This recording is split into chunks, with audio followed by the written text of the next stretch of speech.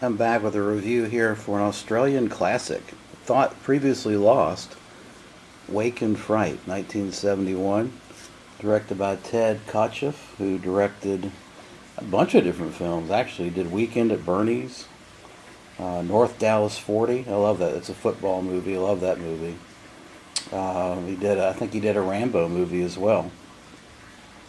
Wake and Fright is an interesting, fascinating exploration of a human being that is type A. He's a John Grant. He's a young school teacher, and he's very by the book.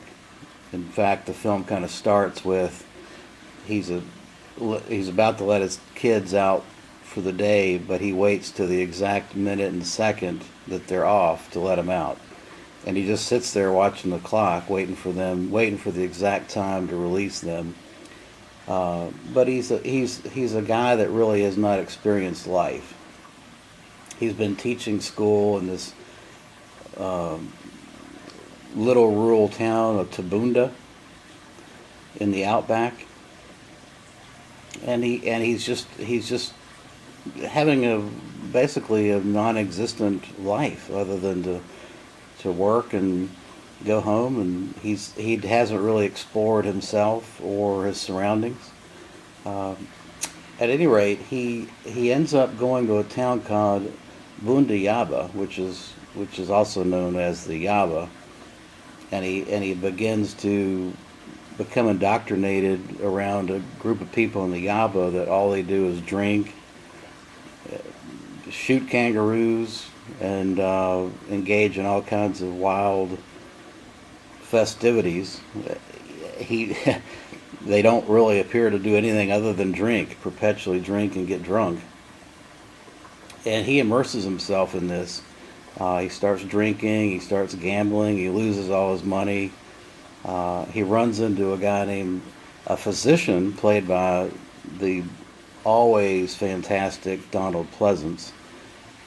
And a lot of interesting things happen at that point. He explores himself, his value systems, as well as the people around him.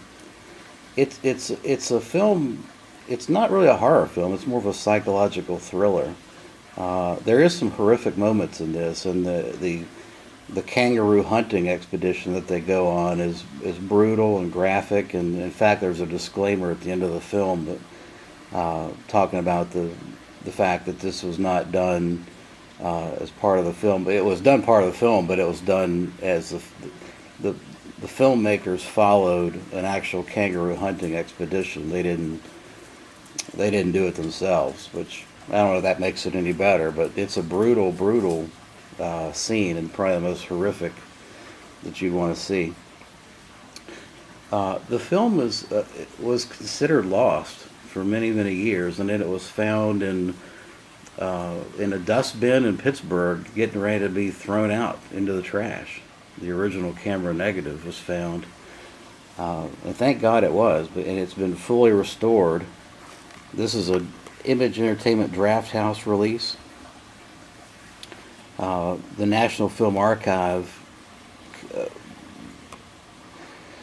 basically restored the film, and it's beautifully done.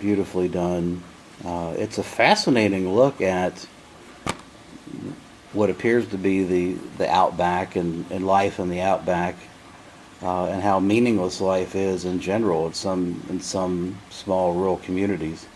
I don't know how accurate the portrayal of it is in the outback. Maybe Andrew Molina can help us with that. I've never been to Australia, so I don't know, but the film certainly had a negative reception when it came out from people in Australia because of how it was presented, life in the outback. Ironically, the film was a huge hit in France and ran for many months in France.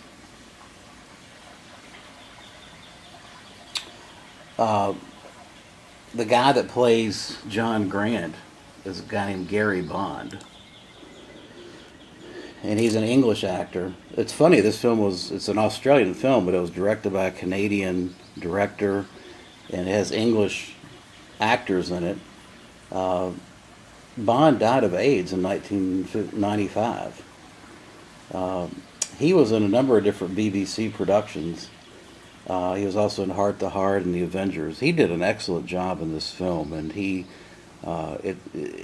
watching his immersion into kind of the tactile portions of your life when you've got a meaningless existence, and then all of a sudden you start experimenting with getting drunk and killing things and having sex and all those tactile type things that make life worth living, particularly in the outback, is a fascinating exploration.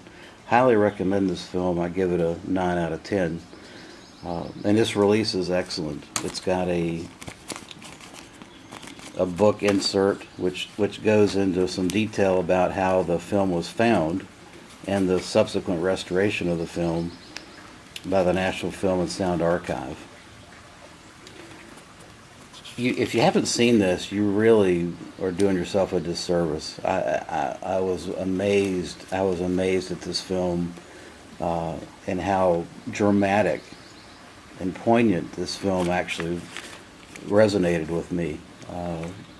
It's certainly a film that you're not going to see is when you look at kind of the shallowness of generally Hollywood films. Films like this simply just don't get made very much. They're more of an art. This is more of an art house film, I guess, in today's world. But wow, what an exploration of all the aspects of human existence that this film portrays. It's outstanding. Can't recommend it highly enough. This is the alternate artwork. But that's Wake and Fright, Drafthouse Films release, Blu Ray. I think you can pick it up for less than $10. I think I picked it up for $7, so I would highly recommend it. Yeah, that's it. Thanks for watching.